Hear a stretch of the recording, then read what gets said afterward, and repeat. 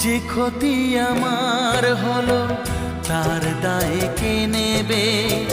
বুঝিনি পাওয়ার আগে সবই যে হারাবে।